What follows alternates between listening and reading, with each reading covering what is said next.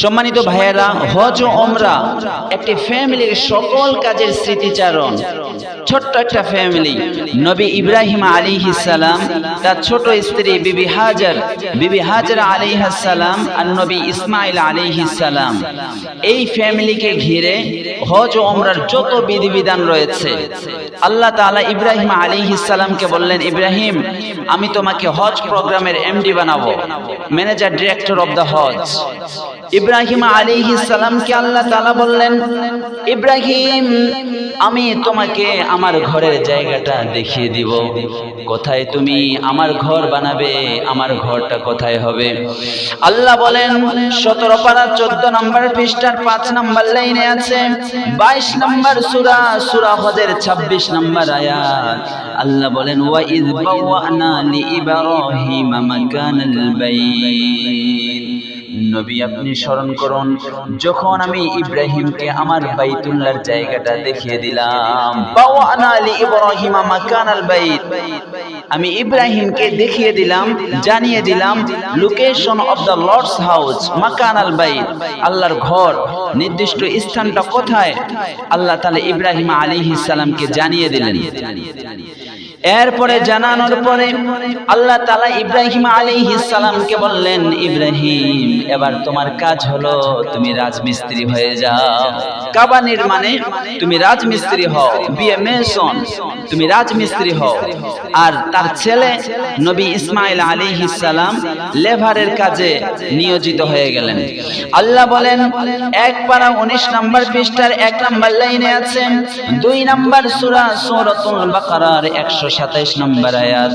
আল্লাহ বলেন, ওয়া ইয ইয়ারফাউ ইব্রাহিমুল কওয়াইদা মিনাল বাইতি ওয়া ইসমাঈল। ইব্রাহিম আলাইহিস সালাম সাথে তার সন্তান ইসমাইল আলাইহিস সালাম কাবা ঘরের দেওয়ালগুলো উঁচু করছিলেন। হেড মিস্ত্রি হলেন ইব্রাহিম আলাইহিস সালাম, আর লেভার হিসেবে যোগদান করলেন ইসমাইল আলাইহিস সালাম।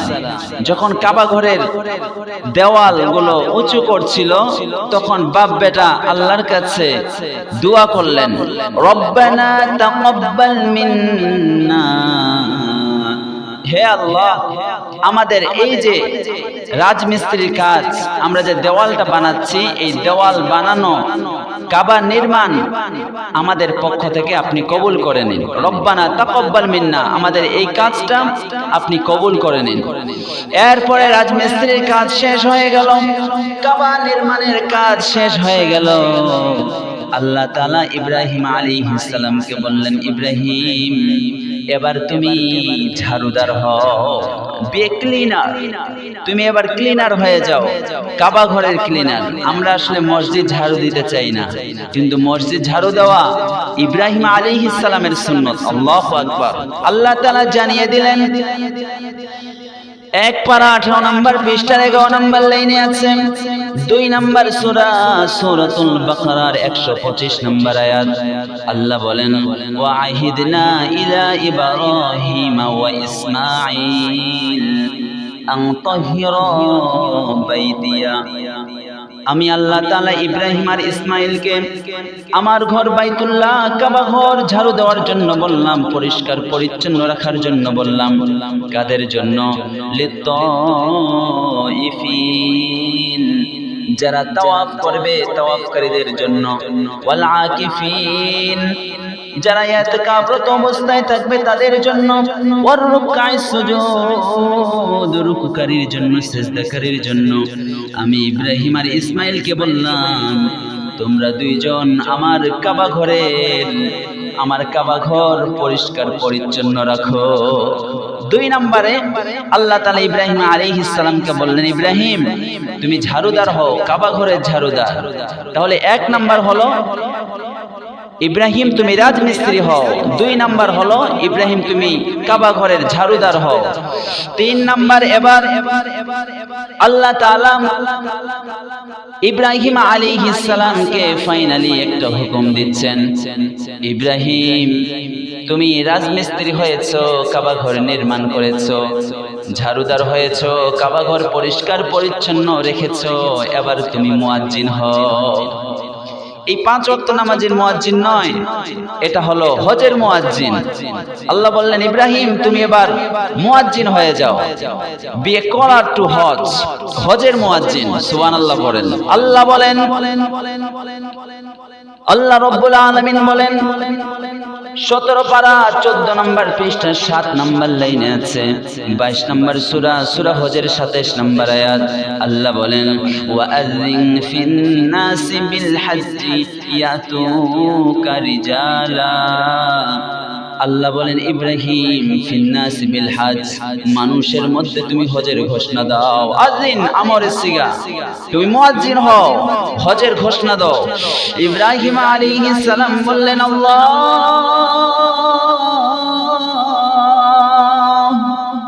এখানে তো কোনো লোকজন নেই, জনবসতি নেই, আমি কাদের মাঝে আজান দিব, কাদের মাঝে হজের ঘোষণা দিব, এখানে তো কোনো মানুষজন নেই। আল্লাহ বলেন ইব্রাহিম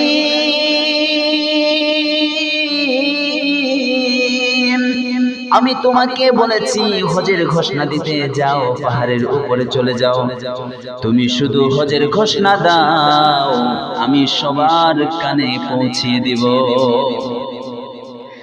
আমরা তখন রূহুল আরওয়াহ, আলমুল আরওয়াহ এর মধ্যে ছিলাম, যারা আলমুল আরওয়াহ রূহের জগতে, আত্মার জগতে থেকে লাব্বাইক দিয়েছি। তার তৌফিকে আল্লাহ তাআলা হজ করার তৌফিক দেন, তার তাকদীরে। ইব্রাহিম আলাইহিস সালাম পাহাড়ের উপরে উঠে হজের ঘোষণা দিলেন, হজের ঘোষণা দিলেন। আল্লাহ বলেন তুমি হজের ঘোষণা দাও, আমি সবার কানে পৌঁছিয়ে দিব। ইয়াতুকা রিজালা, তোমার কাছে তারা পায়ে হেঁটে হেঁটে আসবে, দূর দূরান্ত থেকে পায়ে হেঁটে হেঁটে হজ পালন করার জন্য আসবে। ওয়ালা কুল্লি দামিরি ইয়াতিনা মিন কুল্লি ফাজ্জিন আমিক, দূর দূরান্ত থেকে উটের পিঠিতে সওয়ার হয়ে আসবে, যানবাহনে করে। এখন বিমান হয়েছে, আগে পানি জাহাজ ছিল। এভাবে মানুষ দূর দূরান্ত থেকে যাবে, সওয়ার গুলো বাহনগুলো ক্লান্ত হয়ে যাবে, অর্থাৎ পুরা পৃথিবী থেকে সেখানে হজ করার জন্য যাবে। পড়েন আল্লাহু আকবার। এরপরে আল্লাহ তাআলা ইব্রাহিম আলাইহিস সালামকে বললেন ইব্রাহিম তুমি মুয়াজ্জিন হও। ইব্রাহিম আলাইহিস সালাম মুয়াজ্জিন হলেন। 1 নম্বরে বললেন রাজমিস্ত্রি হও কাবা নির্মাণে, ইব্রাহিম আলাইহিস সালাম রাজমিস্ত্রি হলেন। 2 নম্বরে আল্লাহ তাআলা বললেন ইব্রাহিম কাবা ঘরের ঝাড়ুদার হও, ইব্রাহিম আলাইহিস সালাম কাবা ঘরের ঝাড়ুদার হলেন। 3 নম্বরে আল্লাহ বললেন ইব্রাহিম মুয়াজ্জিন হও, হজের মুয়াজ্জিন, হজের ঘোষণা দাও। ইব্রাহিম আলাইহিস সালাম মুয়াজ্জিন হলেন। আল্লাহ তাআলা এই যে তার এটাও একটা পরীক্ষা, এই পরীক্ষা নিয়েছিলেন আল্লাহ তাআলা। এই ইব্রাহিম আলাইহিস সালাম এই হজের পরীক্ষার মধ্যেও উত্তীর্ণ হয়ে গেলেন। সুবহানাল্লাহ। ইব্রাহিম আলাইহিস সালাম এই পরীক্ষার মধ্যেও তিনি পাশ করলেন। আল্লাহ বলেন ইব্রাহিম তুমি এটা তো পাশ করলে, তুমি আমার খলিল, খলিলুল্লাহ, তুমি হলে হজ প্রোগ্রামের এমডি।